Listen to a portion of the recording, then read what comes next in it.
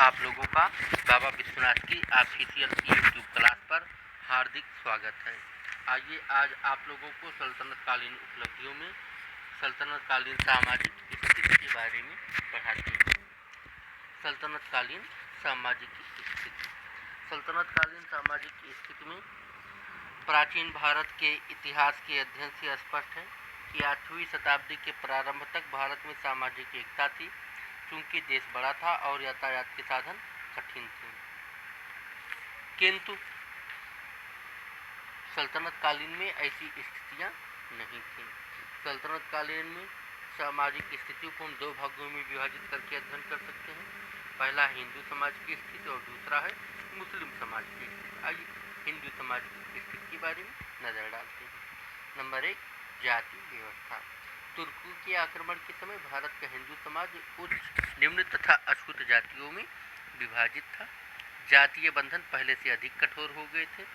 जातियों में संकीर्णता आ गई थी। शूद्र दो भागों में बट गए थे, जिन्हें अधिक हीन समझा जाता था, वे अस्पृश्य समझे जाने लगे थे। स्त्रियों की दशा। सल्तनत कालीन में स्त्रियों की दशा प्राचीन भारत जैसी उच्च नहीं थी। किसी भी स्त्री को स्वतंत्र नहीं रहने दिया जाता था। बाल अवस्था में वह अपने पिता के नियंत्रण में, विवाह के पश्चात वह पति के नियंत्रण में तथा वृद्ध अवस्था में अपने युवा पुत्रों के नियंत्रण में रहती थी। फिर भी समाज में यह विधान था कि पति पत्नी का आदर करे और उसके उत्तम भोजन का प्रबंध करे। शायद इस काल में अपनी ही जाति में विवाह की प्रथा प्रचलित थी, किंतु अंतरजातीय विवाह भी होते थे। विवाह अपने ही गोत्र में नहीं हो सकता था। विधवा विवाह वर्जित था। तलाक देने की प्रथा नहीं थी और वैवाहिक संबंध मृत्यु के बाद ही समाप्त होता था। सती प्रथा का प्रचलन था, किंतु सती होना अनिवार्य नहीं था। खान पान तथा रहन सहन। साधारणतः इस काल के हिंदू शाकाहारी थे, किंतु मांस तथा मद्यपान वर्जित नहीं था। इसलिए भोजन में मांस तथा मद्यपान का भी प्रचलन था, किंतु ब्राह्मण, क्षत्रिय तथा वैश्य जाति की स्त्रियों के लिए मद्यपान निषिद्ध था। परंतु राजमहलों की महिलाएं और वैश्याएं विशेष अवसरों पर मद्यपान करती थीं। सभी जातियों के लोग दिन में एक बार स्नान अवश्य करते थे। इस काल में लंबे लंबे केस रखने का भी रिवाज था। उत्तरी भारत में पुरुष धोती और पगड़ी पहनते थे और स्त्रियां साड़ी पहनती थी। धनी लोग लंबी बाहों की अंगिका भी धारण करते थे। दक्षिणी भारत में स्त्री पुरुष दोनों ही लुंगी पहनते थे और नंगे पैर रहते थे। स्त्री पुरुषों में आभूषण पहनने का भी शौक था।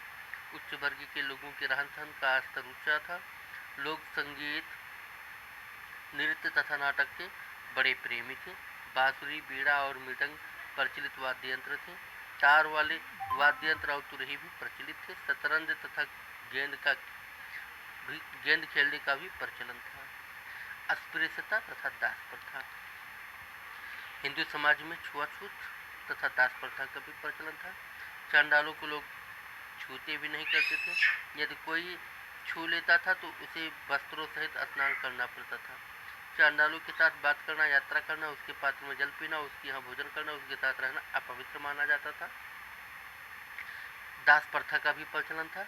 दासों को सामान्य भेंटों और उपहारों के रूप में मित्रों को दिया जाता था। मुसलमान लोग हिंदी स्त्रियों को दासी बनाने में बड़ी दिलचस्पी लेते थे। इनमें से बहुत सी दासी स्त्रियां राजा महाराजाओं के दरबारों में नाच गाने का भी काम करती थी। विजयनगर के हिंदू साम्राज्य में भी दास प्रथा को राजकीय मान्यता प्राप्त थी। मुस्लिम समाज की स्थिति। मुस्लिम समाज दो भागों में विभाजित था। एक शासक वर्ग था, दूसरा भारतीय मुसलमान था।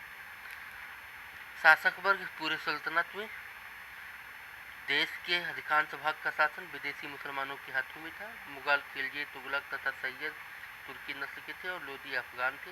तुर्कों के साथ ईरानी, अरबी, हबशी, मिस्री आदि भी संबंध थे। कहा जा सकता है कि इनमें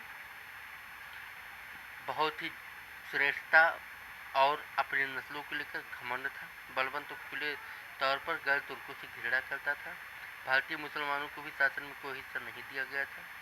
13वीं शताब्दी के अंत में मध्य एशिया के असंख्य मुस्लिम शरणार्थी भारत में आए, जिससे शासक वर्ग की संख्या में वृद्धि हो गई। विभिन्न मुस्लिम जातियों और नस्लों के बीच मेलजोल आरंभ हो गया और विभिन्न नस्लों के बीच वैवाहिक संबंध भी होने लगे और इस तरह से मुसलमानों की एक जाति बन गई। भारतीय मुसलमान। सल्तनत के आरंभ से ही भारत में उन मुसलमानों की संख्या अधिक नहीं थी जिन्होंने हिंदू धर्म छोड़कर इस्लाम धर्म अंगीकार कर लिया था, किंतु तुर्कों के राज्य तथा सत्ता के प्रसार के साथ साथ उसमें भी वृद्धि होती गई। उनमें अधिकतर नीच जाति के हिंदू थे जो अपने पूर्वजों को छोड़कर मुसलमान हो गए थे। भारतीय मुसलमानों को शासन में कोई इज्जत नहीं दिया जाता था। गुलाब वंश में भारतीय मुसलमान इमादुल मुल्क रावत उच्च पद पर नियुक्त किया गया था। इसके अतिरिक्त और किसी का उल्लेख नहीं है। बलबन के समय में इमाद नामक व्यक्ति अपने माता पिता का नाम छिपाकर उच्च पद पर पहुंच गया था। बलबन ने उसके वंश का पता लगाने के लिए जांच करवाई थी। जब उसे यह पता लग गया कि वह भारतीय मुसलमान है तो उसने इमाद को मात देना बंद कर दिया। एक बार बलबन ने अपने दरबारियों को इसलिए डांटा था कि अमरोहा जिले में कलर के पद पर एक भारतीय मुसलमान को नियुक्त कर दिया गया था। 14वीं शताब्दी में यह स्थिति बदल गई। मंगोलों के आक्रमण के कारण मध्य एशिया के तुर्कों का भारत में आना बंद हो गया। अतः खिलजी सुल्तानों ने भारतीय मुसलमानों को नियुक्त किया था। उसने ख्वाजा जहाँ को, जो ब्राह्मण से मुसलमान हुआ था, अपना प्रधानमंत्री नियुक्त किया था। इससे पहले किसी भी भारतीय मुसलमान को ऐसे पद पर नियुक्त नहीं किया गया था जो राज्य की नीति निर्धारण में भाग ले सके। इस काल में दीर्घकाल तक भारतीय मुसलमानों की स्थिति दयनीय बनी रही। उसको न तो हिंदू ही अच्छी निगाह से देखता था और न शासन वर्ग में ही उसका सम्मान था। वह अपनी जन्मभूमि भारत में ही विदेशी बन गया। अगली क्लास में आप लोगों को अगले दिन पढ़ाया जाएगा। धन्यवाद।